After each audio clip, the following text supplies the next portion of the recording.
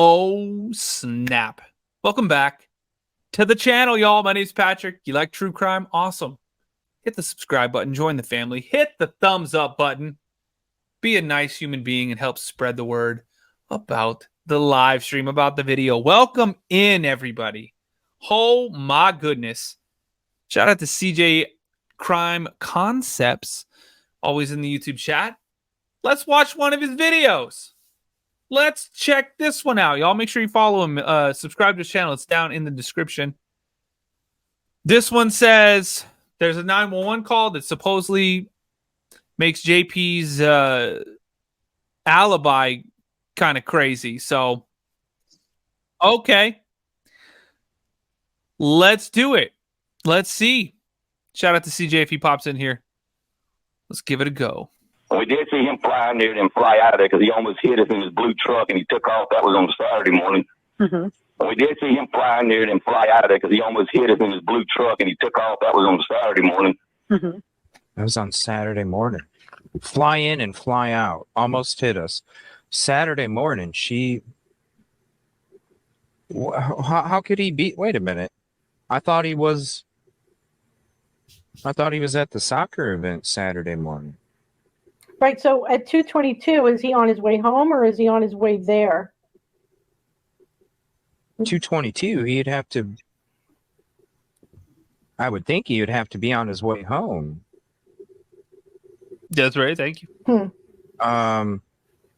He was supposed to be in Charleston. I mean, I thought he spent the night before, but I might be mistaken. Was he rushing out of the house because she went to Dick's Pond? Wow. Because that's when she would have been at Dick's Pond. There's the morning. Yeah. What time is she there? 11? Late morning. Yeah. And he always, he said, make sure they call me right away if she goes to a gun store. Well, it's really only just a few minute drive from where she was staying. Wow. To Dick's Pawn Shop. I got the whole route. It'll drop in chat for you guys. I recorded the whole route from her apartment to Dick's Pawn to every location, the gas station, and then Lumber River State Park. It's not that far of a drive. So they wouldn't even know that she was probably going to Dick's Pawn until she got there, because if she's leaving the house, Right. they're probably just getting ready to follow her to see where she went. It doesn't take but a few minutes to get to Dick's Pawn, and by that time we're reaching out to him, and that's why somebody would have to whatever rush. Whatever it was, according to the neighbor, he took off like a bandit because he almost hit one of the neighbors. That's what he said. Flying in and flying out is what he says. Right. So That's weird. did he know that And supposedly, y'all, this is the Saturday morning. JP's neighbor saw him fly in and fly out. that's what I'd be curious to ask. So much so that he ended up calling the police. The neighbor, allegedly. That's all we know. In what time? Because I wonder if it's the same time period that she was at the pawn shop. Because maybe he was somewhere, got the Got the crime go abso-freaking-lutely. information that she was at the pawn shop, had to stop home real quick and get the hell out. Because it's still another, it's like to get to where that is, it's like a 5-10 minute drive. Wow. From his house. This guy did say Saturday. The Saturday before, he called on the 1st of May. The Saturday was the 27th. So how could he be there that morning then? So he had somebody take his truck. Remember, the blue truck is the issue because he mentions the blue truck. So the whole alibi has been wrapped around this blue truck being taken. A picture has been taken at 2:22. Yeah. CJ's right. It blows the whole alibi out of the water. Yeah.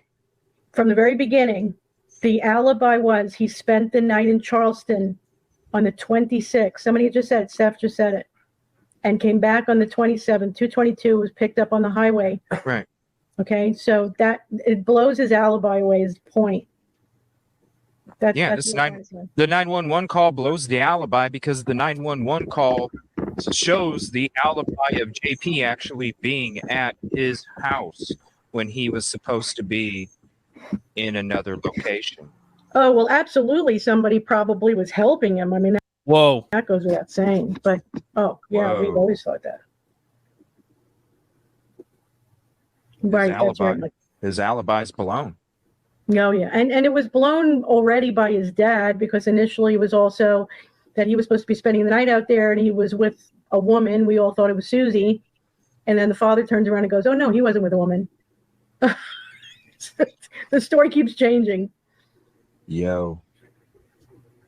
This 911 call is going to open up so many more things. None of us have seen any verification of him being at anything. And he said he was at a gas station, a restaurant. We've seen nothing to date. Steph has a great comment right here. I have seen no evidence of him in Charleston, assuming FBI has the evidence whether his alibi is verified or not. Right on, Steph. Right on. Yeah, exactly. Whoa. That's what we're trying to say. Right on. CJ, you got a smooth voice. Bro, what? You start narrating some audiobooks, dude. I'm about to listen to A Tale of Two Cities every single night. Damn, y'all make sure you follow him. And when I say his son, I'm not talking about the son that's on the soccer team. Duh, he can't drive the truck. No, his oldest son looks like that's the son. spitting image of him. Right. And you're going to tell me with his, like, seriously, and you put a backwards hat on him, he looks damn near just like JP. Yeah. I could see them pulling that off. I don't think his alibi is good, Mystic Moon. No. From this 911 call, this neighbor's putting JP at the house Saturday morning. Right. I think his alibi. I'm feeling all CJ tonight, y'all. I might do the backwards cap the whole time. Alibi is blown with this 911 call. Oh yeah. This neighbor putting him at the house Saturday morning. I would love to find out what time Saturday morning this guy was meaning, because it does. I mean, can you imagine if it was like, 10, 11 in the morning that all this took place? Right. Lord have mercy. Does CJ's hat actually say CJ too? That puts you right next to Mica. I could see dude being like, hey, Billy, do me a favor. Drive the truck so it creates my alibi. Yeah. Like, I could see him doing that. All right. So that's more plausible. I see that. Right. I could see him going, dude, guess what? It's a perfect idea. You take the truck. There's my alibi. Yeah, that's I'm scot-free. Right? Whoa. I can see him doing that. Right. JP Miller's location, April 26th to the 27th. The investigation revealed on Friday, April 26th, John Paul Miller traveled to Charleston, South Carolina for a sporting event. This information was substantiated by eyewitnesses. License plate readers identified his truck traveling towards South Carolina. Eyewitness statements obtained by detectives confirmed John Paul Miller stayed overnight. License plate reader returning to Myrtle Beach at 2:22. His alibi is blown. Totally blown. His alibi is blown. Wow. The 911 call blew his alibi up. Yep. Oh my goodness. Oh Lord. Oh my. CJ, is there any way you can send that to me? Yeah. Oh, thank you. I'm gonna rip him apart. In a nice way. Mythical, I'll make sure that they look into it. I'll put it together all in one little package for them with a bow on it. Yeah, that alibi is blown. Whoa.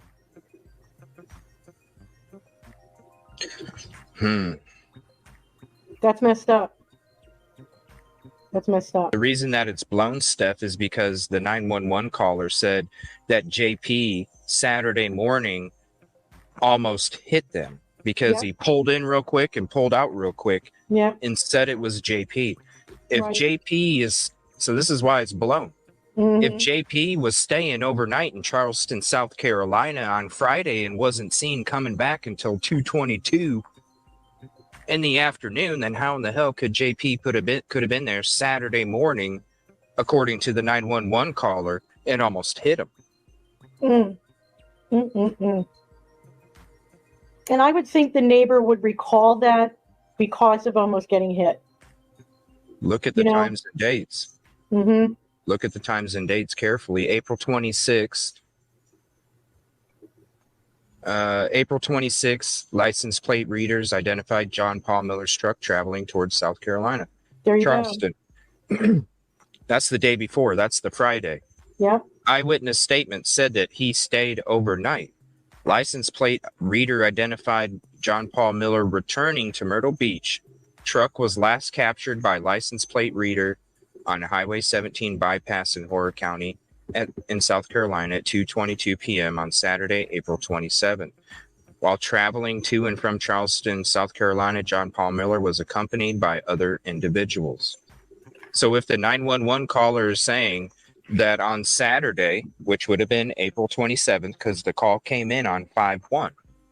If he's saying Saturday was the 27th, how in the heck can JP, according to the 911 caller, be at his house and almost hit them? Yeah. It'll absolutely create reasonable doubt. And not only that, now it actually not only puts in question JP's alibi, but Robeson County's investigation. And who's the witnesses? Whoa. Well, you know what? The 3-letter agencies are looking at Robeson County now. Especially, they better be after this 911 call. Yeah, well, they're already there, but I think they have to be. Yeah. I mean, if they don't know already, I would assume that they do. Oh, they have to. But if they already know it, let's put it this way. If they already know it and we give it to them again, it puts pressure on them. Yeah. And they need to have pressure put on them. Yeah. That's what's important. So yeah, this alibi is gone. Gary, thank you. I'm going to show you again what the neighbor said. Yeah, of the events that took place on Saturday morning, 4/27/2024, and they couldn't have taken place according to JP's alibi because he wasn't there. We did see him fly near and fly out of there because he almost hit us in his blue truck and he took off. That was on Saturday morning. Boom! The call was made on 5/1/2024. Saturday would have been 4/27/2024. How in the hell can he be at two places at once? Because that DeLorean he got, it don't fly.